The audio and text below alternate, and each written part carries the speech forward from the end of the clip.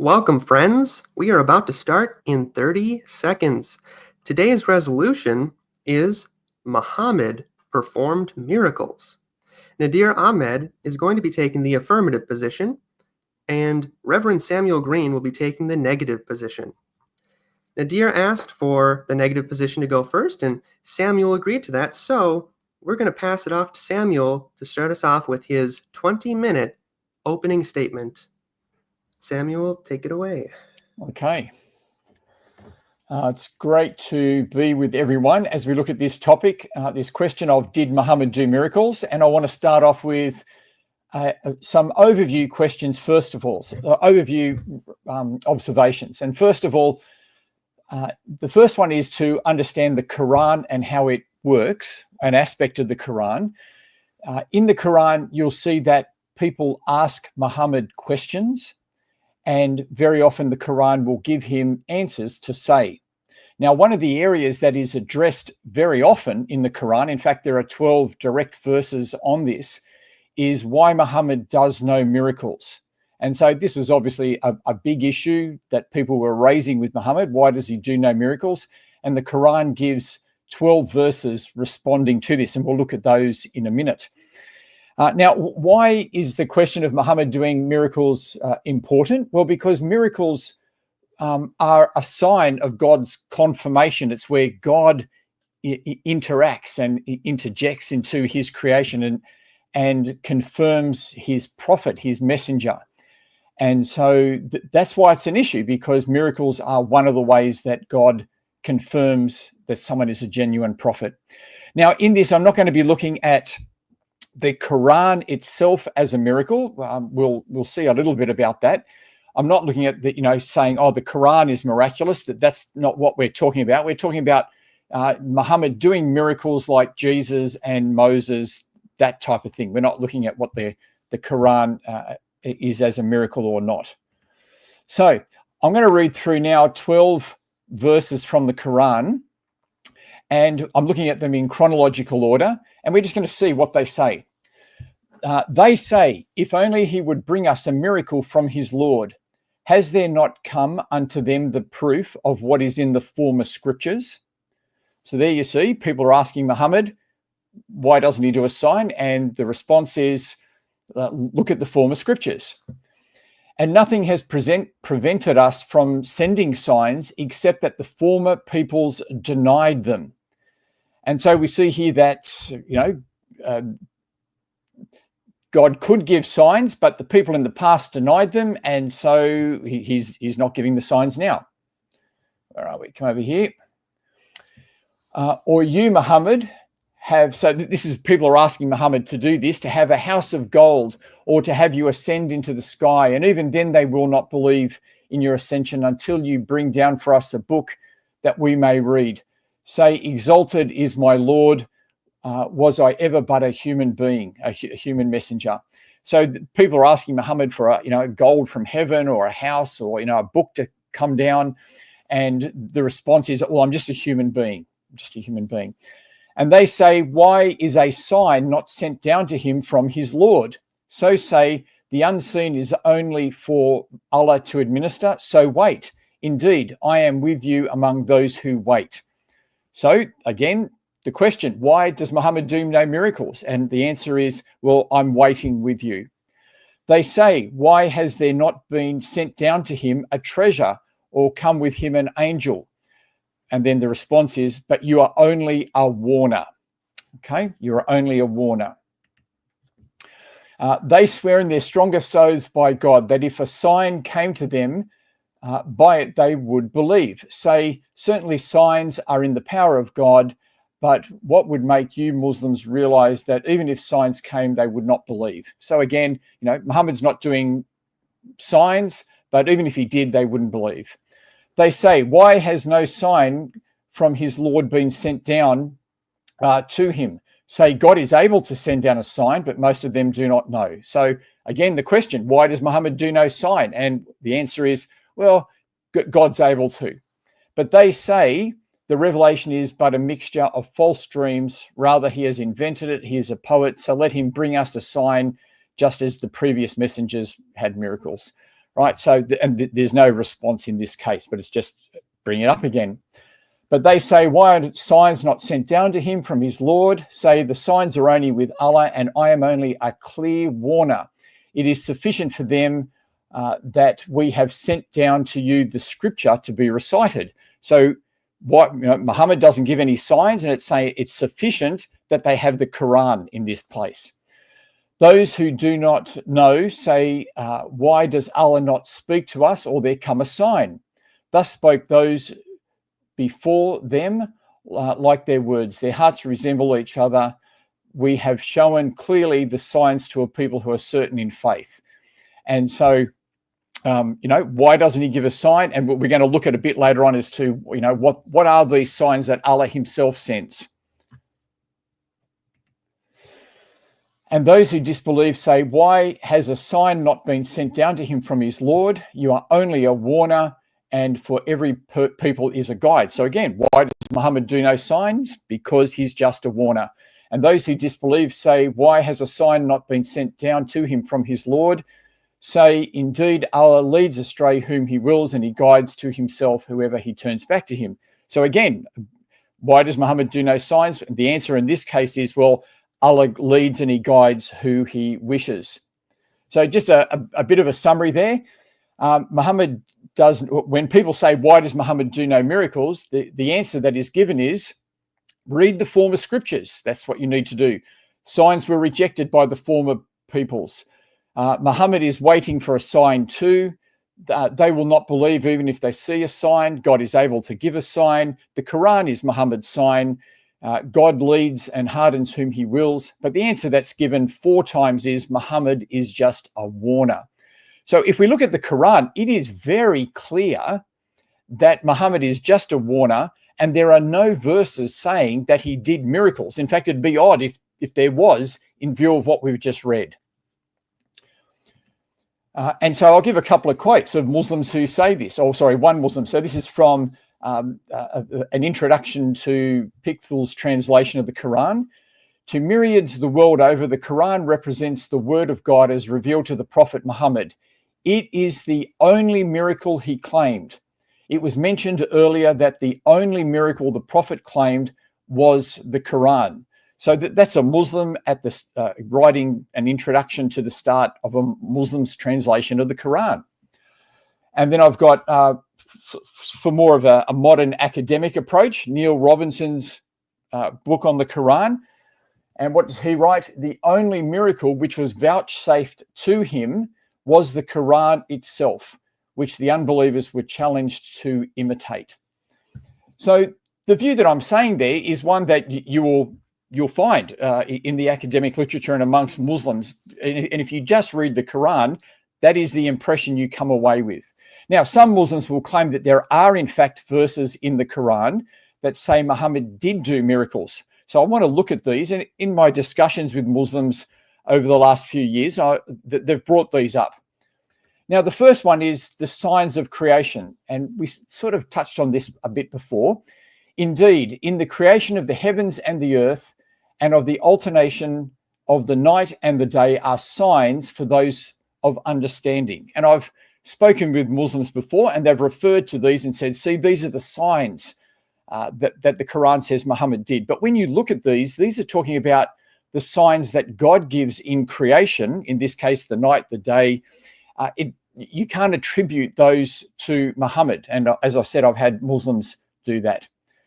The next one that I've had is that they say, no, Muhammad did do miracles because they call, the unbelievers call him a magician, and magicians do magic tricks. Okay, magicians do magic tricks.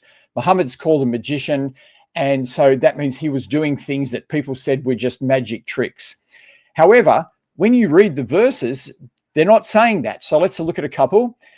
And when they see a sign, turn it to mockery and say, this is nothing but evident sorcery. What? When we die and become dust and bones, shall we then be raised up again together with our forefathers, the ancients? Now you see the word sign there, and people say, well, it's talking about a magic sign that they're saying Muhammad did. No, because the word for a verse in the Quran is a sign. And that's what it's talking about here, because if you read the last part of the verse, it refers to the message that Muhammad's been speaking about, which is the resurrection. So they say, that they see this sign, they have this sign from Muhammad, and then what is the sign? That we're going to die and be raised again. And they're saying, no, we don't accept this. So they're referring to his message, and we see this clearly elsewhere. And when our verses, remember that word is sign again, are recited to them as clear evidences, those who disbelieve say of the truth when it has come to them, this is obvious magic.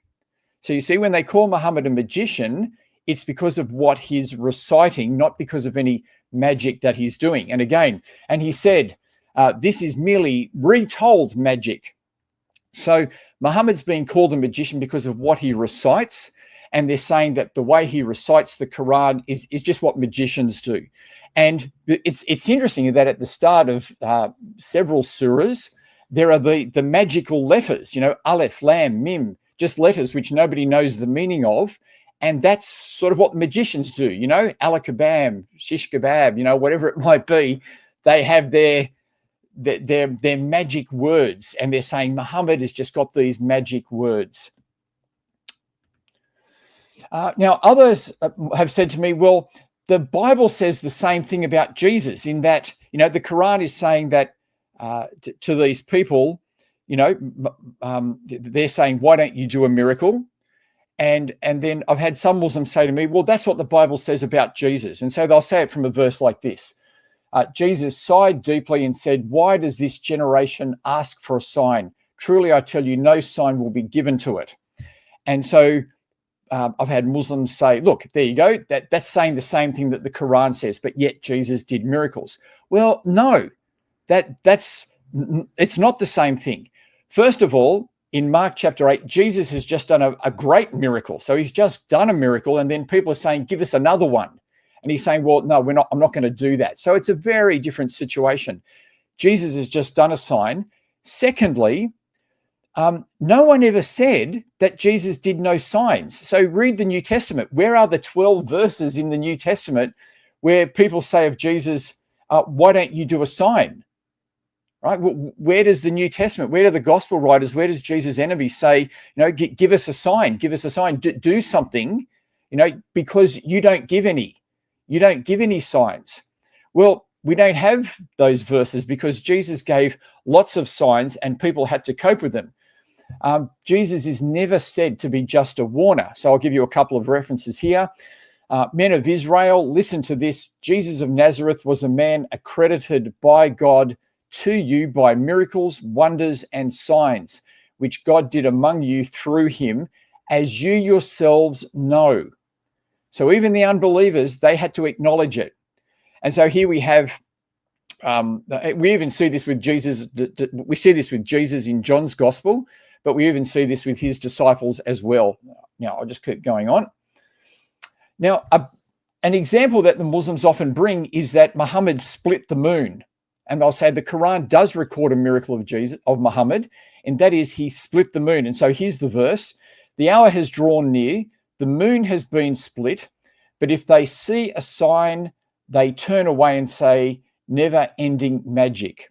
And so this verse is put up to say, the Quran does have Muhammad doing a miracle.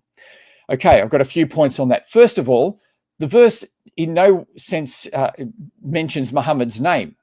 There's no mention of Muhammad doing it. So you've got to establish that it's referring to Muhammad. Secondly, it says, if they see a miracle, they'll turn away and say this. Well, it's the word if. If they see it, they'll do this. Okay, that's consistent with what we've seen before, that if they see a sign, they still won't believe. So it's not saying it happened. Muslims will say, it's in the past tense. And Arabic doesn't have the past in the same way that we do in English. It has the completed sense, the perfect. But we need to note, as Fidel Soliman in his translation of the Quran points out, many such Muslims are unaware, for example, that God spoke in the Quran about the hereafter in the past tense around 500 times. So just being spoken about as the moon splitting in the past tense, it doesn't mean it's something that happened, right? Because the hereafter is spoken about in the Quran in the past tense. That's just how the Quran is. In fact, when you look elsewhere in the Quran, and I'm not going to go through all these now, the moon being split is typical language of just the final hour, which is actually how that verse begins, with a sign of the final hour. And I've given you other references that you could look up there, which talk about the heavens being shaken and other things being split, and all types of things. And so that's all it's saying, is that the hour is drawing near. That's all it's saying. It's the apocalyptic type of language. But I think importantly, those 12 verses that I showed you before, which I'll show you here, they all come chronologically after Surah 54. Now, Surah 54 is where it talks about the final hour and the moon being split, okay? And what's interesting is that all of those verses I read you before come after Surah 54. So if you look up there, Surah 54 is ordered 38th in the order of the surahs. And all of those other references that I gave you before came after Surah 54. So it would be very unusual to have a verse saying that Muhammad split the moon, and then to have 12 verses after that saying Muhammad doesn't do any public miracles, right? It just doesn't work. It just simply doesn't work. And so Surah 54 is not saying that Muhammad split the moon. Now, what's also interesting is that when you go and read the earliest biographies of Muhammad's life, so here's Ibn Ishaq's Rasul Allah, and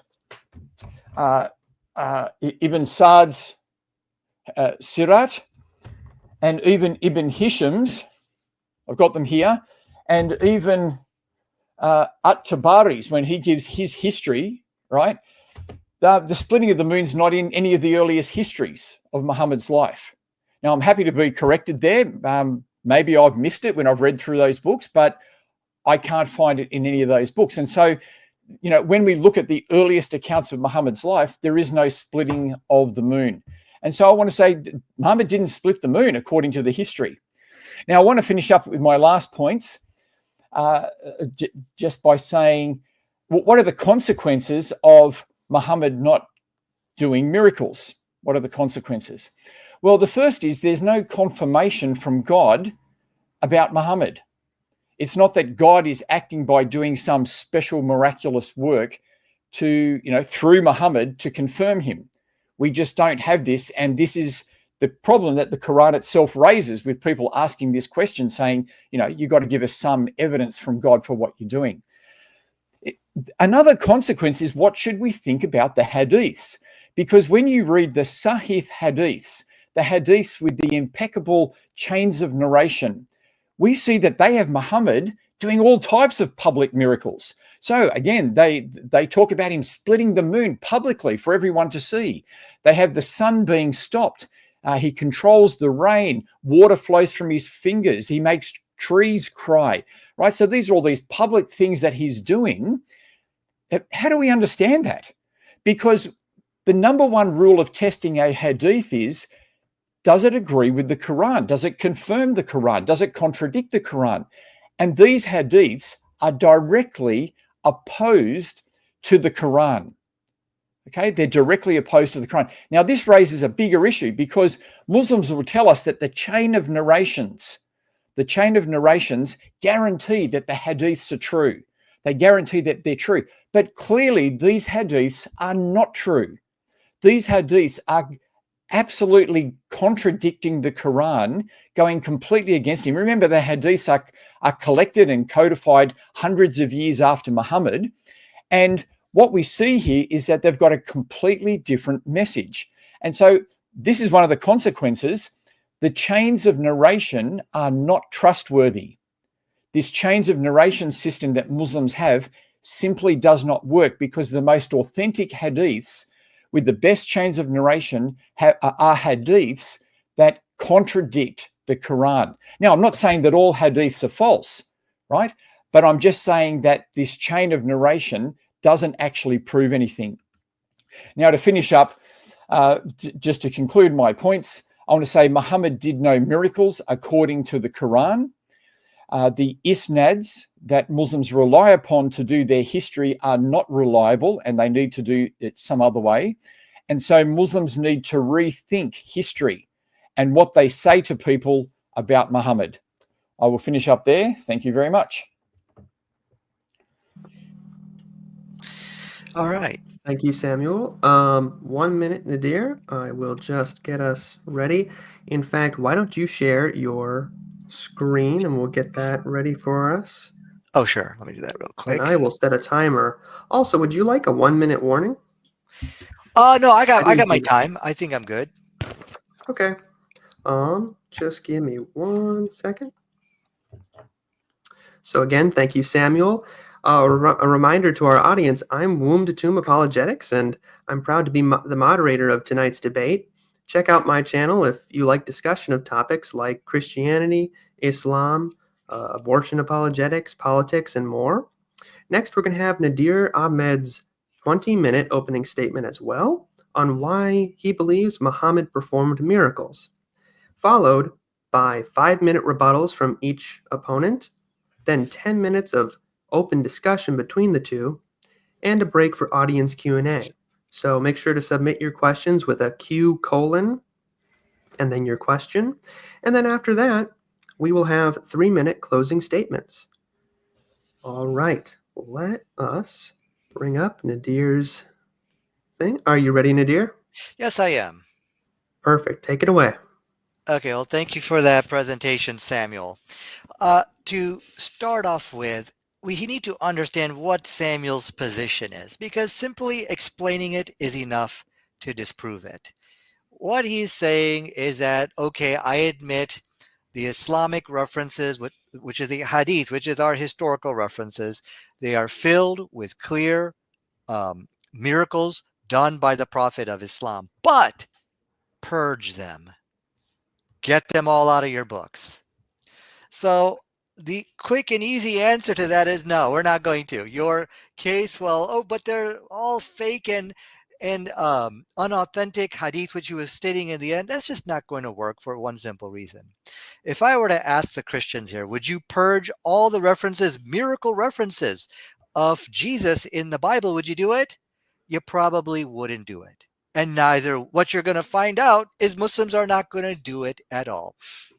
You are going to witness a spectacular fail tonight, because what Sam is doing, he's wasting everybody's time. Muslims are not going to purge the miracle, which you could see right on your screen, by the way, because I'm sharing my screen. We are not going to purge our scriptures of the miracle stories any more than you are going to. So really, the debate is over here. You know, that's kind of a delusion he's selling people. Now, he refuted himself tonight. He said, look, yeah, Jesus didn't do miracles for everybody he asked for, but nobody has ever said Jesus did no signs. Wonderful, Samuel. Well, guess what? That's the same argument I'm going to use against you. Where did anybody say that Muhammad doesn't do any signs? Muhammad, when the Quran answered those people, he never said, oh, wait, Muhammad doesn't do any miracles. That's your false assumption you are imposing upon the text. But I'll challenge you tonight. Maybe, he spoke for 20 minutes. Did anybody hear him, any reference or quotation where God or the prophet himself ever says, I don't do any miracles? No, I don't do miracles. Where is that? It's not there. These are his false assumptions he's imposing upon the text. So the debate's over there. I don't see any reason to go any further, because if what I'm saying is true, and we'll give him another 10 minutes, show us. I mean, that's a basic minimum requirement, which we're going to ask of you, is where it explicitly says Muhammad does no miracles, and it's not there. And you give another 40 minutes, he's not going to produce it. Rather, he's just making assumptions, because that's all Christianity is. Christianity is an interpretation-based religion. There are no facts to support it. Look, what fact did he present to you which explicitly says Muhammad doesn't do any miracles? There are none. Islam is a fact-based religion, and I'm saying that because I want you to hold me to that standard. Is this guy just giving me facts or personal interpretations? And so I'm not saying that to put him down, but I'm saying so you could put that laser-like focus on me. So let's start with the Quran. Oh, actually, let me just start with this one hadith over here, which he wants us to purge. It states over there very clearly on your screen, talking about the Prophet of Islam doing miracles. This person was wounded in battle, and so he puffed his saliva in it. And the text says, "And since then, I have not had any pain till this hour." Okay, so there's more miraculous healings taking place. In the following hadith, another battle took place, and Ali's eye was damaged. And so he applied saliva once again to his eyes and invoked Allah to cure him. He at once got cured as if he had no ailments. We're not going to purge these these texts because that's pretty much what his argument is, which is of course quite absurd. It's a delusion. We're not going to purge these wonderful texts for your false assumptions. So let's go back to the Quran and let's see what type of false assumptions he was making. So when the disbelievers, they asked him for a sign. And so the first misunderstanding which Samuel has is he thinks sign means miracle, miracle means signs. No, not exactly. You're sort of in the ballpark, Sam. And this goes back to his lack of knowledge of Islamic texts. What's a sign in Islam? Yeah, miracles are one of them, sure. But prophecies from the Bible is also a sign. Physical marks on the body is also a sign because he showed that he had literally a mark between his shoulder blades. For the person in the chat, actually, he's a follower of Robert Morey. He talked about that. Special knowledge. People would ask, okay, I'm going to ask a prophet about special knowledge.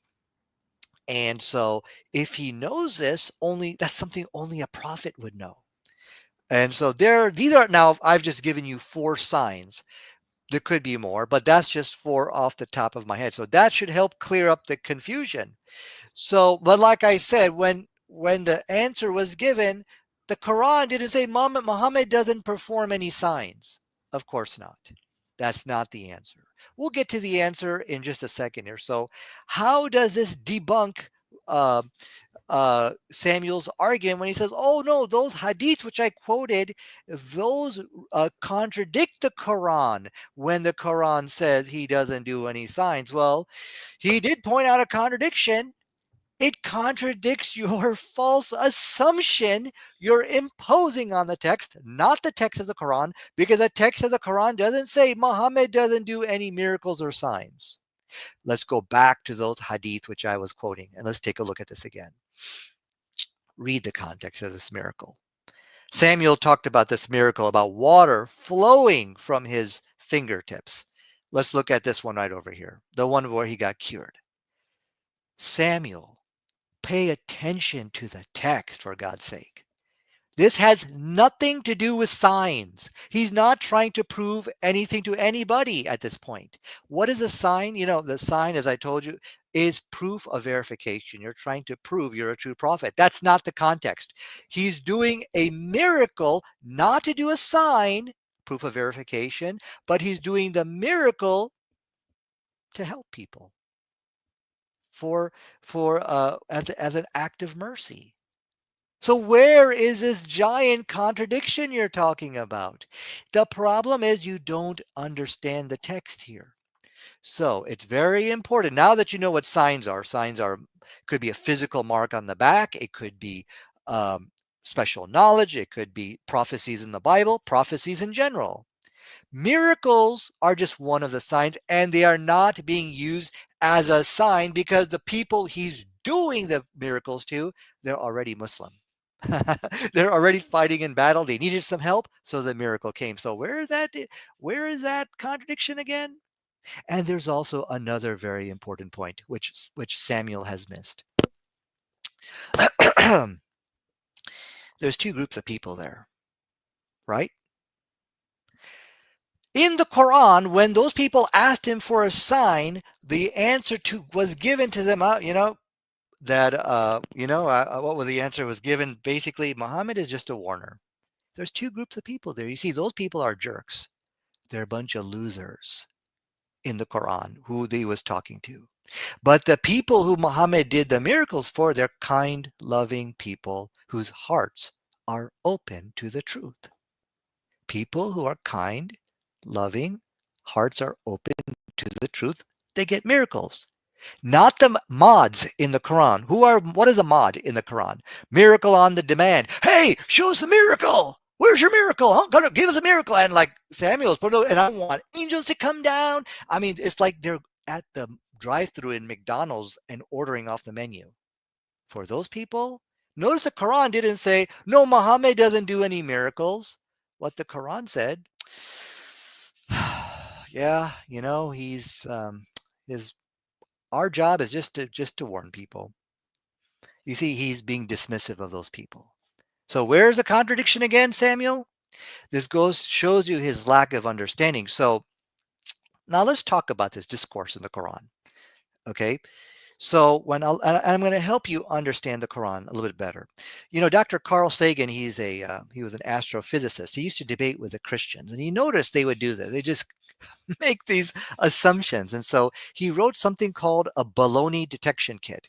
In the baloney detection kit, he said, spin more than one interpretation. Don't just run with the first interpretation which suits your agenda. Like, oh, look, Muhammad can't do any miracles, right? So let's help you out with the text here. So the text over here says, why does Allah not speak to us? I'm sorry. Why does Allah not speak to us, or is there come to us a sign? And so the answer was, well, thus they spoke these words before. Their hearts resemble each other. We have shown clear signs to people who are certain in faith. So let me help you on. Let's look at some other alternative assumptions. Well, first of all, you should not be putting assumptions on the text. Let me help you out here. This type of discussion I have with my children. And this is very important. This discourse, you're reading the Quran. This is not some kind of unique discourse. People have this type of discourse every day. These kids are going to be knocking on the door. They want this. They want their cell phones and iPads. I hide them. Hey, can I, when they come home from school, they say, can I have my cell phone, my iPads? And you know what I say to them? I tell them, it is not my job to entertain you.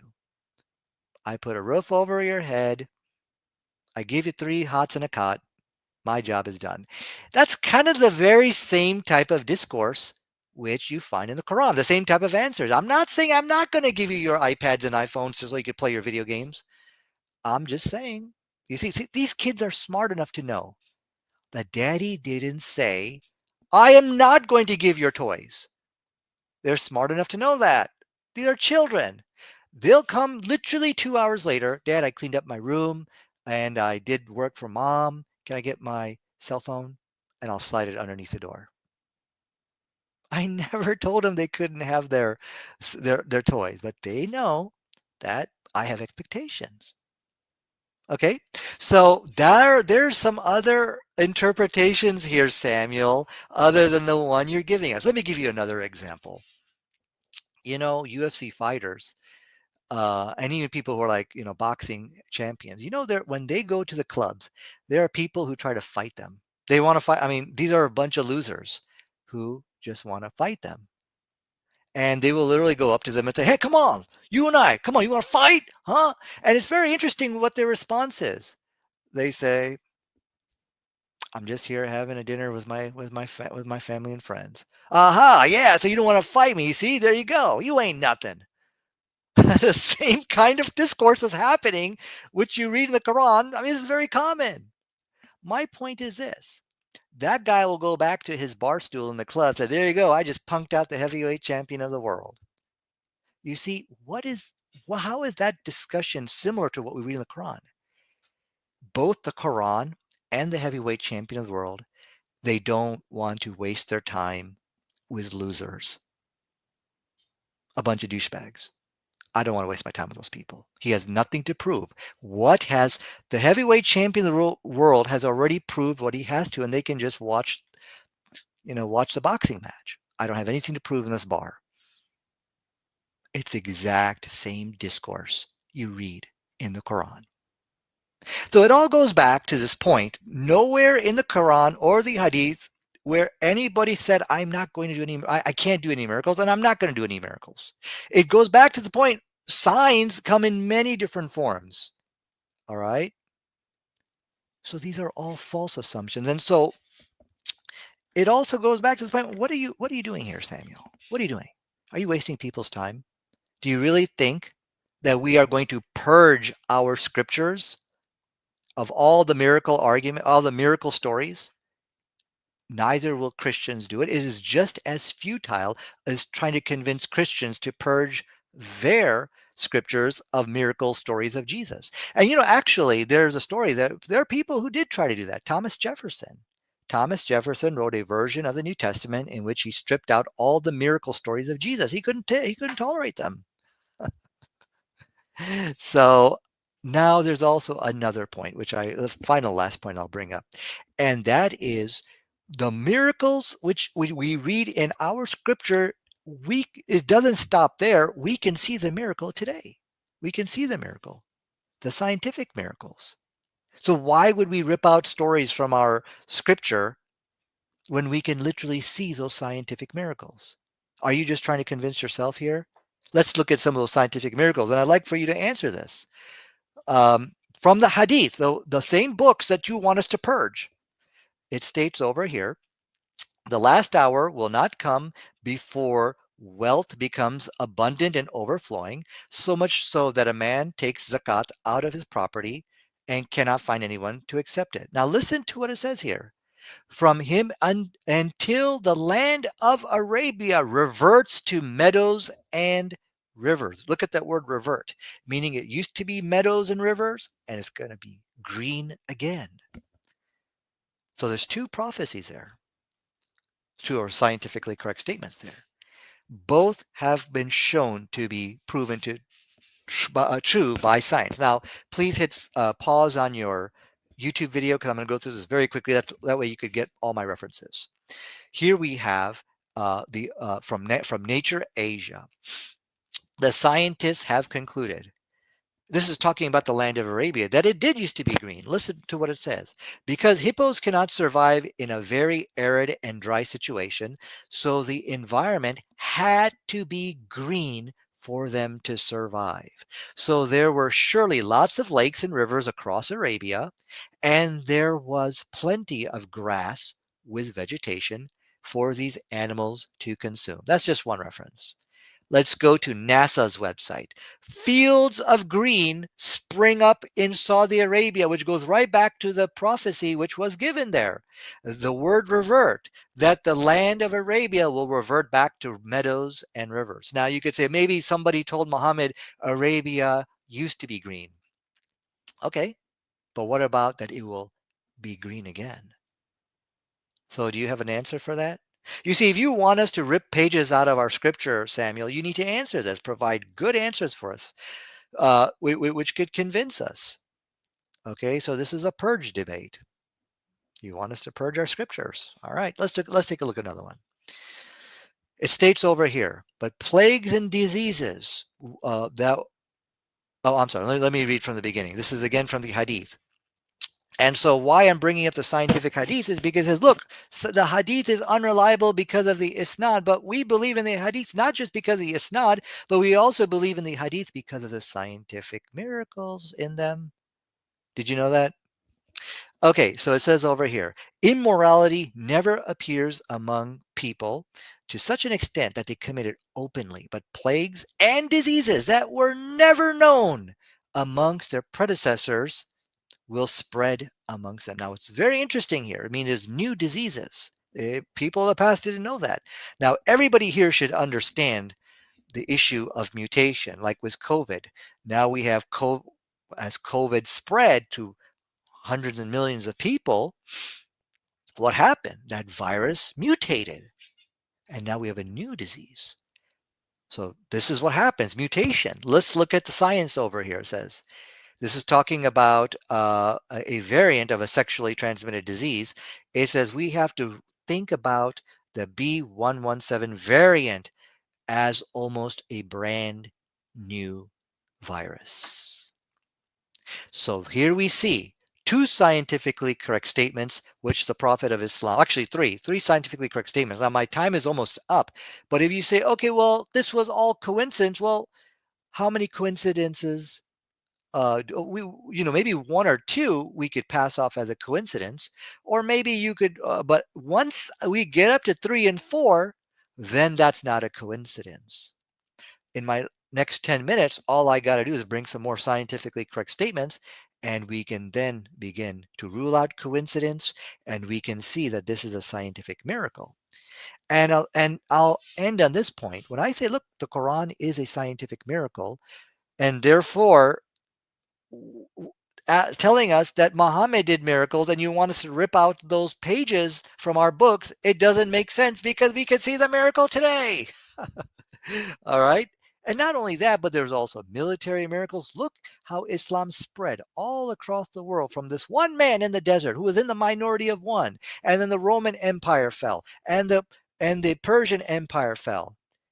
So we can see the miracle of military victories taking place back then. Do you have an answer for that? How was this one man, Muhammad, able to defeat the Roman and the Persian Empire? That's the miracle we can see. Even historians don't have an explanation for that. So you need to answer these questions if you want us to purge our scripture and say, oh, the hadith is not reliable. Well, you have to answer the scientific miracles because that validates it just like it does with the Quran. So I want to end with a final note. Look, your whole case is destroyed if you cannot show an explicit statement in our text showing Muhammad doesn't do miracles, not your assumptions. Go ahead, Sam. All right. Thank you, Nadir, for that 20-minute opening statement. So, this is your first reminder to hit subscribe and ring the bell for more apologetics. Now we're going to move on to rebuttals. I was told this would be 5 minutes each. Is that everybody's understanding, or is it 10 minutes? 5. Just go 5. Is that okay with you, Nadir? Oh, yeah, Good? that's fine. That's fine. Yep, Yeah. that's what Perfect. we agreed to. Perfect. Okay. All right. Make sure, everybody, if you have a question for our debaters, you can drop it in the chat, and we'll keep those for later. Now for Samuel, he'll have 5 minutes. You have the floor. Okay. Thank you for that, Nadir. I will respond to your points now. First of all, you said that you're not going to, and Muslims are not going to reject the hadith as all fake. Now, I never said that. I never said that Muslims are to reject all the hadith. I was just saying the miracle hadiths, and my point was that the chains of narration don't actually prove anything. Now, Muslims already do this. Muslims do not accept all hadith. So if you know, if anyone out there who knows a few Muslims, you'll know that when you're talking about hadiths with them, some will accept some hadiths, some will accept other hadiths. So Muslims are already accepting and rejecting hadiths. Okay, so the idea that, we're not going to reject our hadiths, you do. And each school has their own school of hadiths, and they've got their own ones that they approach. So I just want to say Muslims do reject hadiths all the time, and that's all I'm saying. You said that where does the Quran, and so you're doing this, I want the exact words that Muhammad did no miracles. Well, in the Quran, we obviously have the Meccans who are saying to Muhammad, you do no miracles, right? So there are those exact words, you do no miracles. And the answer that's given 4 times, the most common answer is, why don't I, so they say to him, why don't you do any miracles? And his answer is, I'm just a warner. Now, that is how you say you don't do miracles, right? That's how you say it. You might say, I want it in these exact words. Well, it doesn't use those words. It uses other words, and we should listen to the way the Quran actually speaks. When people say to Muhammad, and I gave all the references, why don't you do miracles? The most common answer was, because I'm just a warner. So that is clearly saying, I'm just a warner. I don't do miracles. I'm just a warner. It's not, you said, I don't want to waste my time with you. It never says that. It says, I'm just a warner. Now, you put down here, you said, what is it? What have I got here? Oh, you referred to Surah 2, verse 118, where it talked about, the miracles that were for the believers. And so Muhammad is doing miracles. He's just doing them for the believers. However, the splitting of the moon was a public event, right? That's the first thing. The splitting of the moon was a public event. And Surah 2, verse 118 that you referred to is actually referring to that first category of signs that I referred to, which are God's signs in creation. And so the signs for the believers in the Quran are the signs of creation, that they look at creation and they see God's signs in the rising of the sun and the setting of the sun. They see God's signs in the seasons. And they're the signs that they see that the unbelievers don't see. Okay, so that's what the Quran says there, that yes, there are signs, but these are the signs of Allah, and they're the ones that the unbelievers see. What have I got here? Okay, let's go to these points here. You spoke about the prophecies. How am I going for time? Time's almost up. Prophecies. You spoke about Arabia, having rivers and meadows, and because of the climate slowly changing over thousands of years, Arabia has been drying out. And if you go back in the past, it used to be part of Africa. So before the Red Sea split open, it was part of Africa, and it had all African animals and stuff there. But over thousands of years, it's split apart. And yes, now you're saying, well, how is it that it can be green today? How can that be possible? Well, it's like in Australia. In Australia, we've got desert, the rain comes and it all goes green really fast. So that's just the nature of deserts. They have plants that have adapted to desert environments. You spoke about a hadith where it says there were plagues and diseases and these were unknown. People have had plagues and been aware of plagues for thousands of years. There's nothing there. You spoke about the miracle of the conquest of the Romans and the Persians. Well, the Mongols came and conquered the Muslims, right? I mean, empires rise, empires fall. They have their time for a whole range of reasons. There's nothing miraculous in that. So I just want to say again that the Quran is absolutely clear that Muhammad did not do miracles, because it simply says he is just a warner, and any hadith that says otherwise is false. Finish there. Perfect. Thank you, Samuel, for that 5-minute response. Keep those questions coming, but now it's going to be Nadir's turn. He's going to have 5 minutes to respond in return. So, Nadir, you can unmute yourself and take it away. Mm-hmm. It looks like Samuel is just trying to convince himself. All right, a clear challenge was presented to him. When the response to those people who are challenging him, they're the mods, miracle on demand. Give me a miracle. Give me a miracle. The response was given, not that I cannot do any miracles. What did Samuel come up with? I'm just a warner. Okay, but Sam, I asked you, show me where it explicitly says Muhammad cannot do any miracles. Because, if you don't have that, you're wasting everybody's time. You really are. Because nobody is going to purge their scriptures based on your assumptions of what you think I am just a warner means.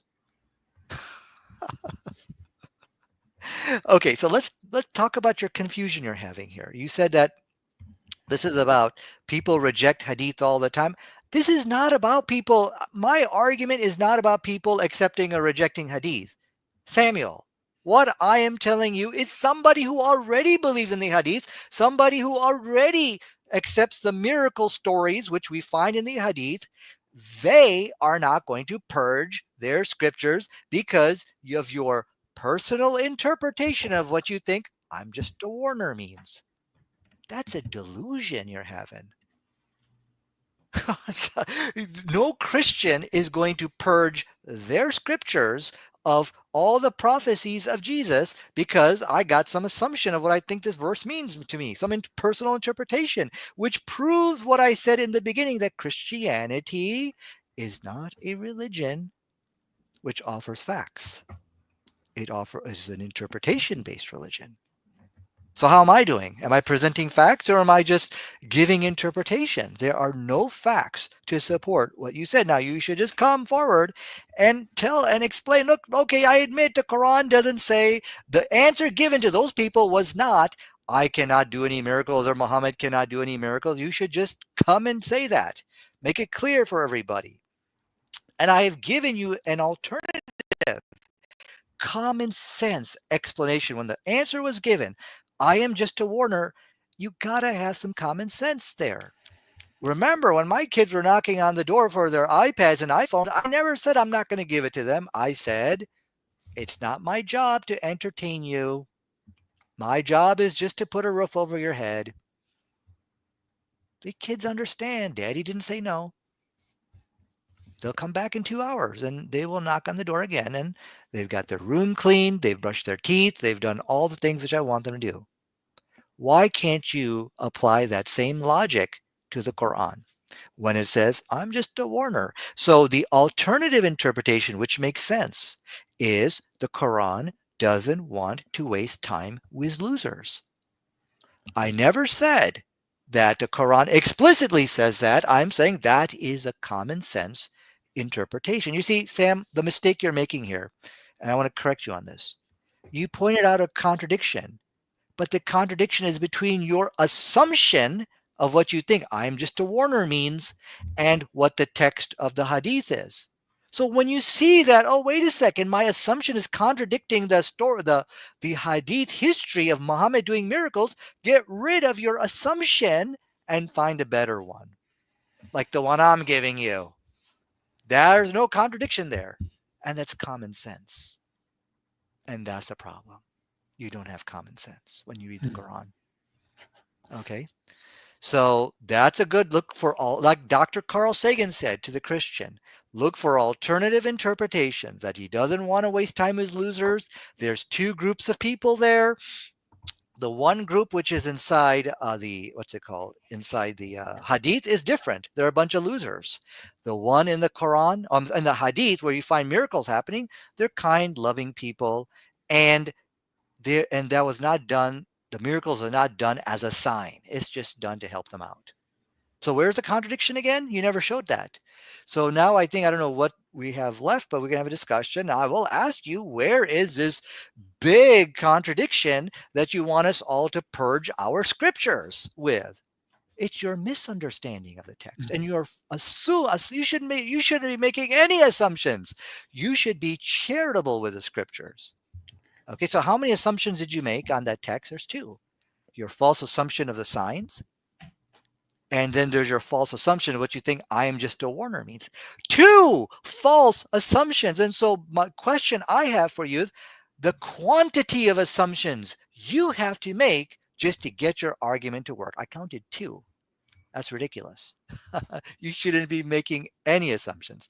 So I think that's my 5 minutes, right? Yep. Thank you so much, Nadir, for responding. Now we're going to move it into a 10-minute open dialogue between our debaters. And I'll remind everybody to hit the like button. It's free and it helps us out. So why don't we move into our open discussion period?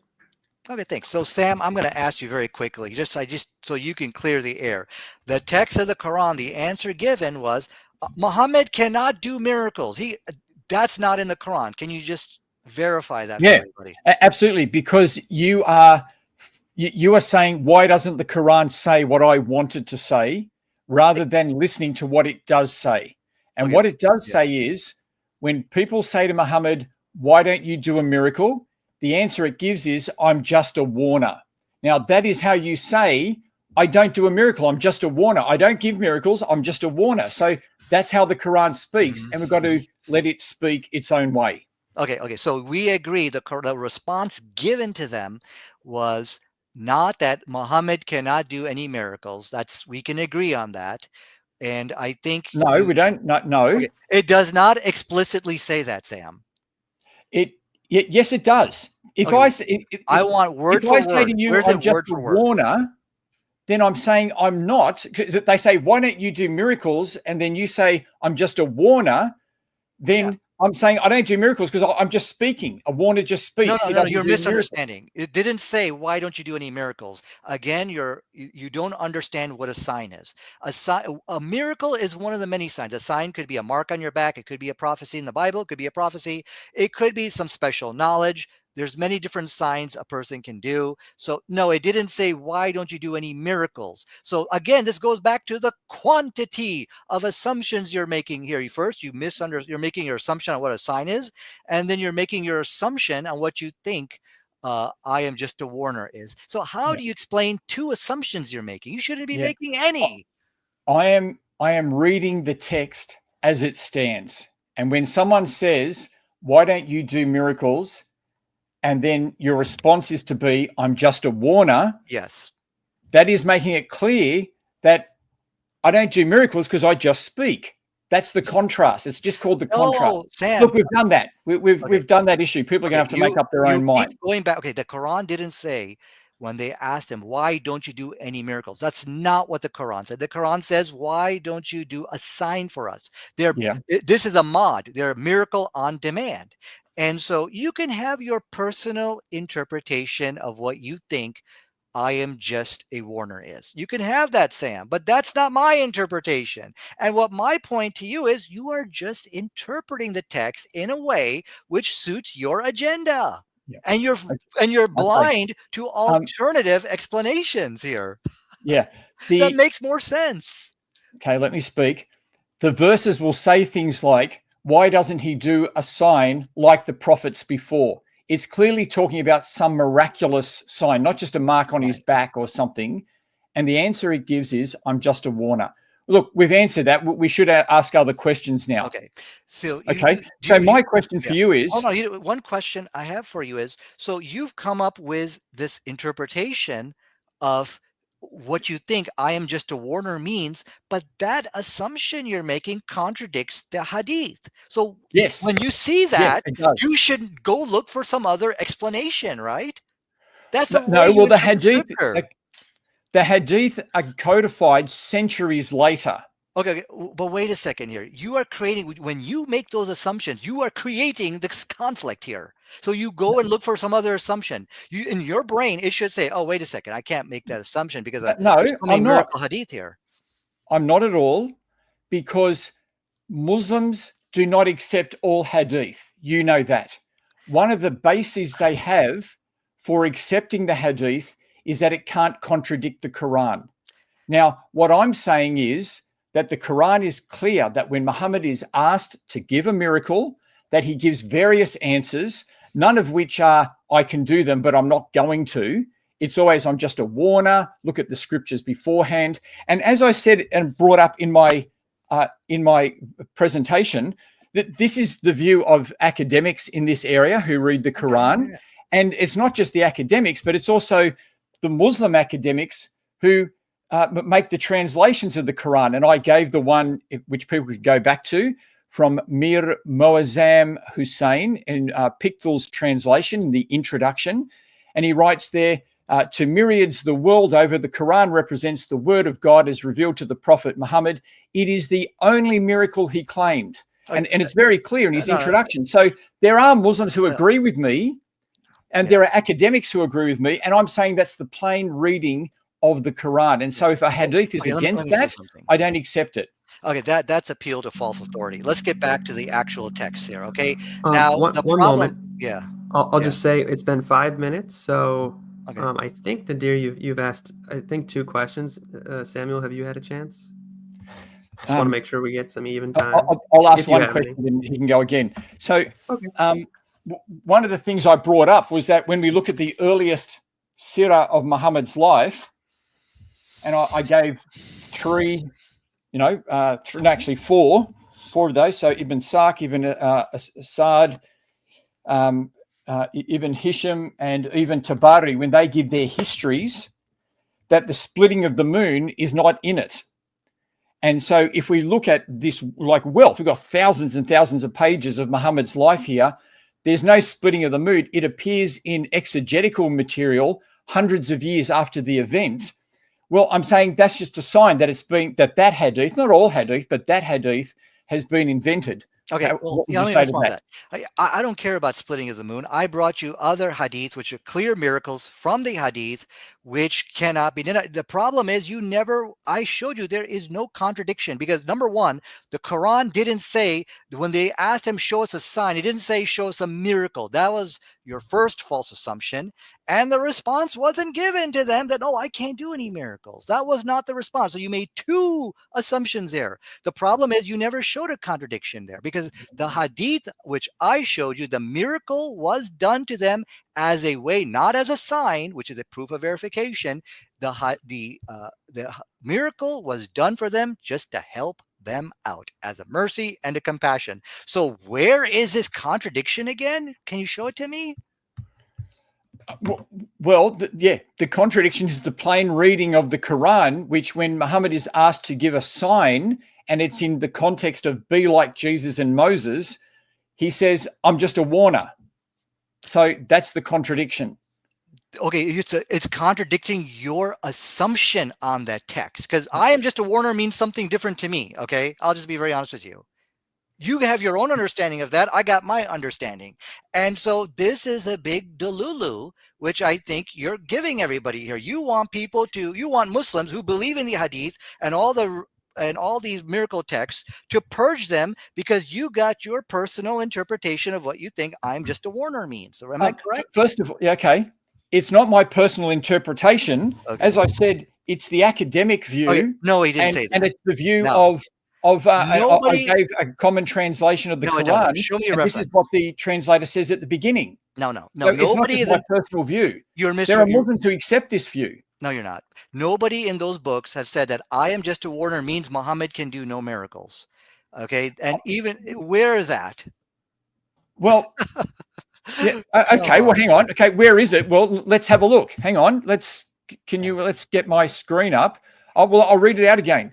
To myriads the world over, the Quran represents the word of God as revealed to the Prophet Muhammad.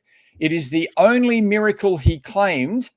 It was mentioned earlier that the only miracle the Prophet claimed was the Quran. Now, that comes from the introduction to the Holy Quran, transliterated of the pictures. You're misunderstanding him, Samuel. You're misunderstanding your own reference, but that's okay. Let's get back to the actual hadith. He didn't say that what you're wanting him to say. So we can agree.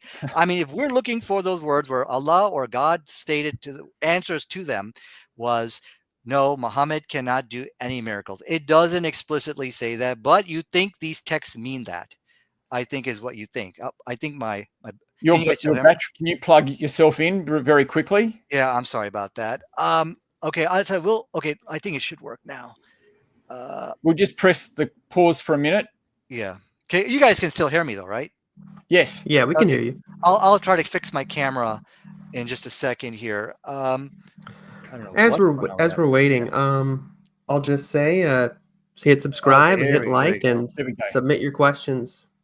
We have Q&A coming up very soon. There you go. Okay, sorry about that, guys. So, but you never showed me why the alternative interpretation I am giving you is wrong. That yes, I have. Doesn't want to waste time with a bunch of losers. Why is that a bad interpretation for you? Because that's not how the verses read. The verses read with a contrast. They say to Muhammad, why do you do no signs? Why do you give no signs like the earlier prophets? And he is told to say, I am just a warner. Mm-hmm. So he's explaining why he gives no signs. Okay. No. It's just comprehension. It's being dismissive of their. Well, if you read the text carefully, what it says is that, look, it's a waste of time with you people. That's what the text says. It's specifically stated, look, I've done miracles in the past for all these other people in the past. Did it work? It didn't work. So for you people, it's a waste of time. And so what we have in the hadith is a complete different group of people who are not mods, miracle on demand. They didn't even expect it. And so it was just given to them to help them out and to get them along. So there's no contradiction there. It's a waste of time, right? Yeah. So it never uses those exact words. Those people, it's a waste of time. That's the point of the Quran. Their hearts are hardened. Yeah. Right. Okay, but it doesn't use those exact words. This is what you're saying to me. Give the exact words. It doesn't use those exact words. I'm showing you alternative interpretations which make more sense. Okay. Samuel. Your interpretation is not the only one here. You don't have the only show here. Okay, there are other ways you can interpret it, which is not contradictory, and it makes everything in perfect harmony. And that way, if you go with my interpretation, you don't have to tear out any text. You don't have to purge our books of all the miracle statements. See how nice that is? Yeah. Well, I just think that you're ignoring the plain reading of the Quran, but that's our 10 minutes. Yeah, your plain reading of the Quran is your all interpretation. Right. So, why don't we move into Q&A?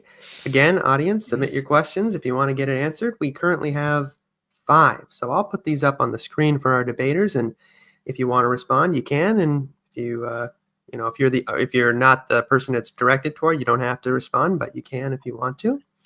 So, our first one is from Truth Defenders.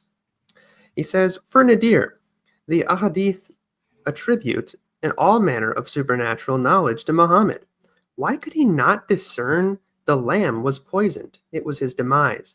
For context, for people, this is the poisoned lamb that Muhammad ate that killed him. And it's another one of these wacky, quacky interpretations which certain people impose upon our text. No, Muhammad was not killed by a poisoned lamb. And I'll be very happy to debate that, because remember, Christianity is exactly what you see here. It's just an interpretation-based religion, but Islam is a fact-based religion. So that wacky, quacky interpretation, I'm ready to debate that. Although it's off topic, let's get back to the topic and use some of these brilliant arguments Samuel has given you. Samuel, if you'd like to respond, there it is. Look, from reading the hadiths, it seems pretty clear, and the history. So just from all the sources I've got, it talks about Muhammad being poisoned at the battle of, where is it? It's with the Jews in the north. Is it Tobruk or somewhere? I can't remember now. But it's from one of his conquests of the people in the north. And as far as I can read, he gets poisoned there because the man next to him dies. And then in Bukhari, it says that it's from this that he later on dies. I mean, again, as Nadir said, we'd have to get all the references, and I'm not ready for those at the moment. Yeah. But I'm pretty sure that the references do say that pretty clearly. It's off topic. It's another one of those silly arguments where does it say that Muhammad died from eating a poisoned lamb? Where does it explicitly say that? It's not. It's another false assumption of the ignorant, credulous person. Fake. F-A-I-C. Christianity is a fake religion. Islam is a fact religion. So hang on. Maybe Truth Defender, if you can Google that reference and send it back again. Sam, it's off topic. Let's stick with a topic on miracles. It's not completely off topic, because you're saying he's got supernatural knowledge, and so he's saying, well, why didn't he have supernatural knowledge of this? So it's exactly. Well, why don't you do this for me? Defender saying it is on topic. Show me where Truth Defender can show us where it said Muhammad died from eating the poisoned lamb. Where is that? Or is this another one of your interpretation games, just like you did on I Am Just a Warner type interpretation stuff? And this is my point. You don't have facts to support what you guys believe. Everything is just some personal interpretation, like Dr. Carl Sagan said. And you don't have facts to support what you're saying. Okay, let's move on to the next one. For now, we have Power of One. He says, what is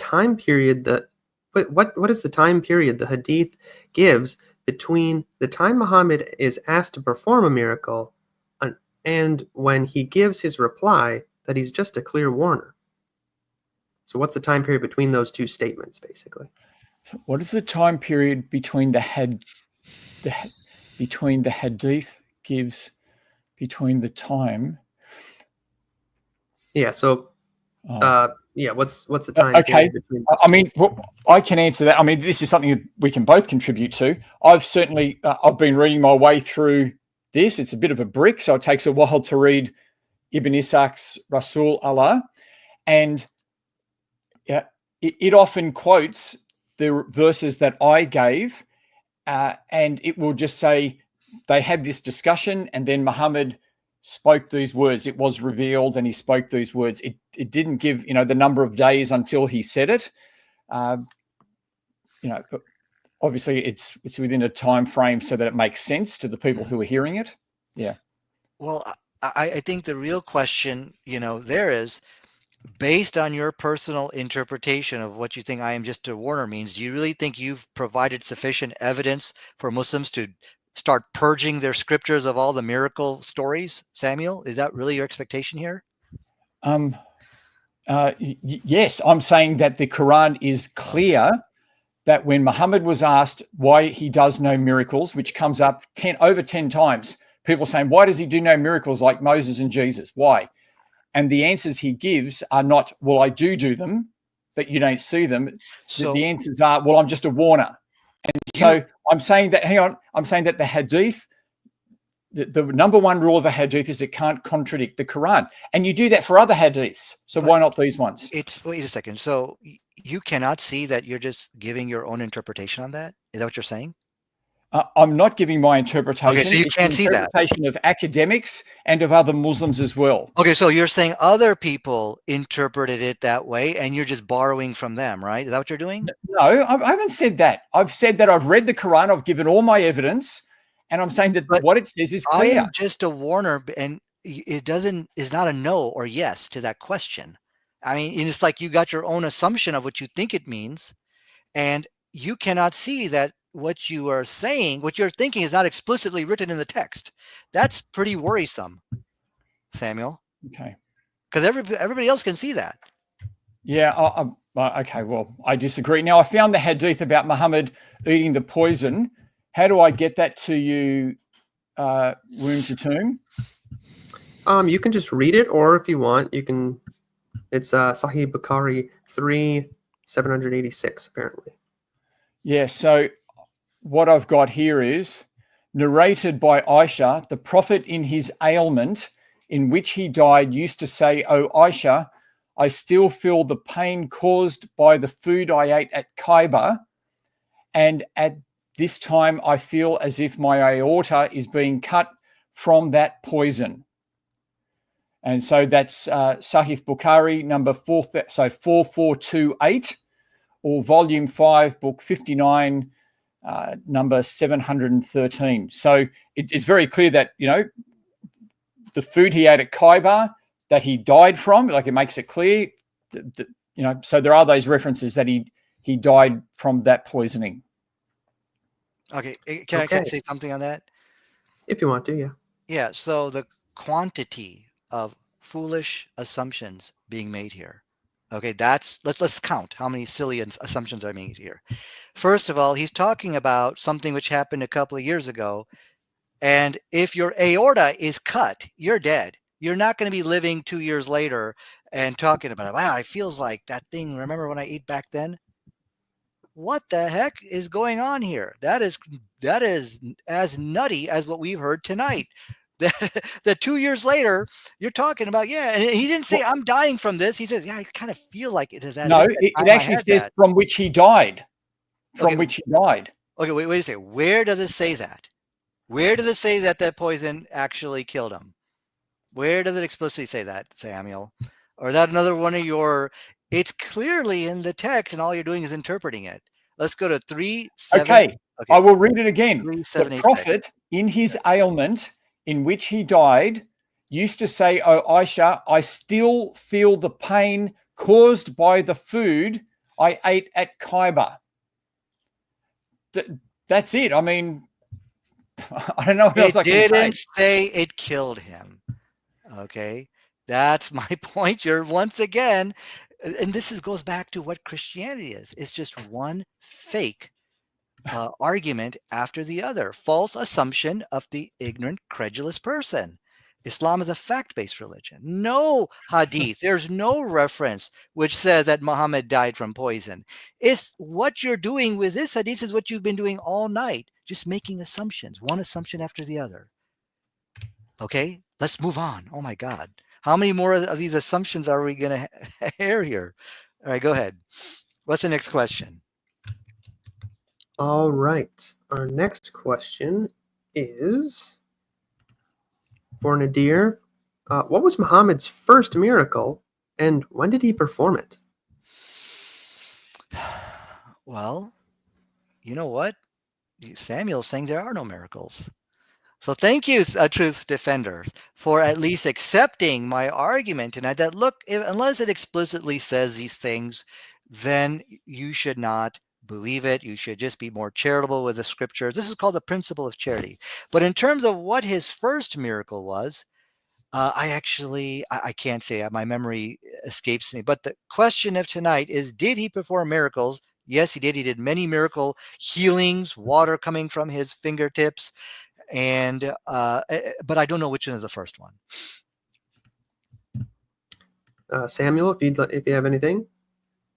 No, sorry, hang on. Let's just go back to here. I'm just trying to get that reference for us. All right. Okay. So we have here. Oh yeah, go ahead. Okay, no, I just saw that next question. That's all. Okay. Yeah, is that what you want? Yeah. Well, let's just keep going our way through. We don't do, we'll just do the questions quickly, and then. When does the Quran state the moon was split by Muhammad? I don't know. I don't have time. I don't have time frames. I don't know. But the issue here about the splitting the moon is a little bit irrelevant, because we have other clear miracle statements, which I have shared with you in terms of, he was healing the people who had an eye injury, water coming from his fingertips. So I relied on those, because the most important point about those hadith, which refuted Samuel, was it was not done as a sign. The moon splitting was done as kind of a way to warn them. But the miracles which I showed you were done as a way to be kind, courteous, show compassion to them, and it was not doing as a sign. Therefore, there's no contradiction, and that's what Samuel could not answer once you look at the context of these miracle statements I produced for you. Yeah, and again, I just want to say that you are not reading the Quran at that point. The Quran has, on multiple occasions, people say to Muhammad, "Why do you do no signs like Jesus and Muhammad? We want some sign." And his answer is, "I'm just a warner." It's not a sign. If you go from that to saying, "Oh, he just does them for the believers," well, I showed you that in the Quran, when it talks about the signs given for the believers, it's talking about the signs of creation, the rising of the sun, the seasons, and it says they're the signs for the believers. It never gives the signs that you're saying. And the reason why the splitting of the moon is important is that, one, it's the miracle that Muslims give us, right? So Muslims give us the sign of the splitting of the moon. And what I've shown is that when you read the Quran, it doesn't say Muhammad did it. It says if it happened. And when we read the earliest accounts of his life, it doesn't exist. And so there's clear evidence here that this Sahih hadith with an impeccable chain is false. And that's all I'm saying. I'm not saying all hadith are false, but I'm saying we shouldn't accept hadith which contradict the Quran. Okay, but Sam, you're misunderstanding me. I've been explaining to you all night the hadith, which I quoted, is not done as a sign. It's just done as a kind gesture. So there's no, even if you were to go along with your interpretation, there still is no problem. I mean, do you understand that? Well, no, because that's not what... That's not how those hadiths are used. They are used as signs of Muhammad. No, it's not. Please read. Yes, they are. Can I share it for you again? Can I share you? It's not done as any sign here. Is it just my screen, or you're turning a little bit purple? Maybe it's okay. I don't know what. It kind of remind me of Grimace. I don't know. Do you guys have Grimace in Australia? That's from McDonald's. But anyways, let me show you the hadith to show you that the hadith, the miracle, was not done as any kind of sign. It was just done as a kind gesture. The guy was suffering, so he thought, okay, it's the same thing. I mean, no, it's not a sign. It's a proof of verification that you're a prophet. That's what the sign is in the Quran, right? Yeah. People do all types of kind gestures. They help people in a whole range of ways. They're not written up. The reason that one was written up is because it's being viewed as a sign. If it was just Muhammad helping someone up on a camel, that hasn't been written up, right? Sam, do you know what this one's been written up because they're claiming that this is a miraculous thing he did. And I'm saying that's against the Quran. Okay, a sign is a proof of verification that you are a true prophet. That's what a sign it was in the Quran. Okay, but what I'm sharing for you, Sam, has nothing to do with that. It's just a kind gesture, and I think you don't have an answer for that. So let's just move on. Yeah, move on. All right. Does the Quran identify any miracles as simply a warning? I don't know if we've covered that, but maybe it's something there different. is. Yep. Farid responds, actually, I saw a discussion with him and Samuel, and he brought up a very good verse in the Quran where Allah did miracles by sending a wind to basically give victory in battle. And that's found inside the Quran, and I don't have the verse in front of me, but it's yeah. And that's so, not the warning one. He's asking a different question there. okay. So I know what you're saying, but the question he's asking is, are signs sent as a warning? I'm just finding it for you now. I would say the splitting of the moon is a warning for those people. Where are we?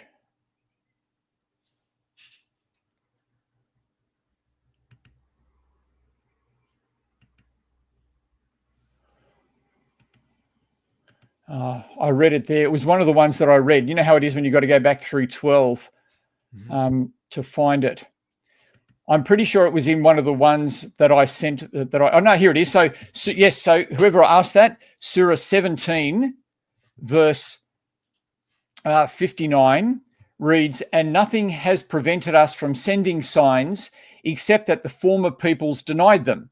Now notice, nothing has prevented us. So we could have given them, but we haven't. We gave Thamud the she-camel as a visible sign, but they wronged her. And we send not the signs except as a warning. So there is a verse that says that, and that's Surah 17, verse 59. All right. We are coming near the end. Okay, we'll get ready for our... If Muhammad did split the moon, why wasn't it included as a miracle of Muhammad in the Quran like Jesus's miracles are included in the Quran? Well, the splitting of the moon, that reference actually is referred to in the Quran. And but to get more detail about it, you go to the Hadith, which further explains it. And but the problem is Samuel wants to purge all those Hadiths based on his personal interpretations.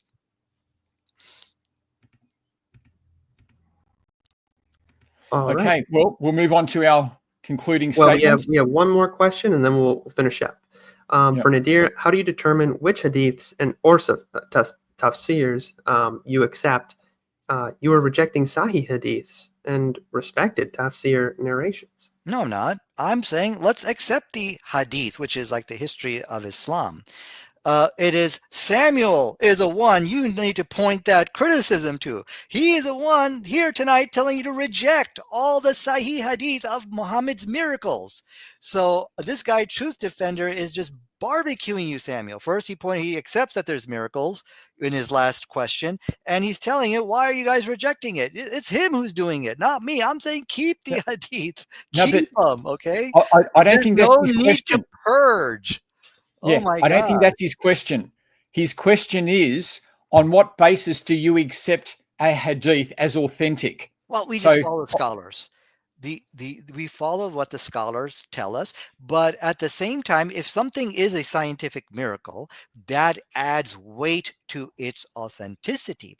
And I tell you what, Christians, they do not want to debate this topic of Quran and scientific miracles because they can see the miracles in it. Samuel, if you'd like to debate me on that, I would be more than happy to do that. Okay, Womb will do that. And I'm going to give you all my arguments also. I'm going to give you my past debates so you can get prepared, see what I'm going to be saying. Okay. And that was going to be super easy debate for you. Because that's the core of what, Islam presents real facts, real scientific evidence to establish what it is. And Samuel will have an opportunity to refute it. Okay. All right. We'll move on. Yep, we'll move on to our closing statements. Now, Samuel, if you have any visual aids, you can pop those up. Yeah, so I'll just pop this up and then get back to this is your final reminder to like and subscribe. It's time for our dazzling finale. Closing statements begin now. starting with Reverend Green for 3 minutes. Well, thank you everyone for watching this video today. I hope you found it helpful on a very important topic, because it's helpful. It's helpful because we need to know the truth about Muhammad, not things that have developed in later legends, and Muslims need to present the truth about Muhammad. My case has been that the Quran is clear, and that when Muhammad was asked as to why he did no miracles, that time and time again it says, "I am just a warner. I'm just a warner." And we've looked at this reference, so let me get this up here. So again, I've got Muslims who say this as well. To myriads the world over, the Quran represents the word of God as revealed to the Prophet Muhammad. It is the only miracle he claimed. It was mentioned earlier that the only miracle the Prophet claimed was the Quran. And so that is a view held by Muslims and by academics in this area, that's what the Quran says. So it's not just my opinion. I looked at the alternatives that Muslims give, that referring to the creation, the signs of God in creation, that we can't apply those to Muhammad.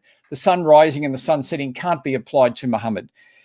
We looked at the idea of magic and how Muhammad was a magician because he was doing magic acts, and they're interpreted as magic acts. But no, when we read those verses, he's spoken of as a magician because of the words he was speaking, and the examples I gave with the magic letters at the start of certain surahs, Aleph, Lam, Mim, which they're a mystery. That's magic, is meaningless letters. We looked at the splitting of the moon and saw that there's no basis for that in the Quran or in the early surahs of his life. And so there is simply no evidence that Muhammad did miracles, right, according to the Quran. I then said that, well, when the hadith is saying that he is, that those hadith, according to the standards of accepting and rejecting hadith, should be rejected because they contradict the Quran in such a blatant way.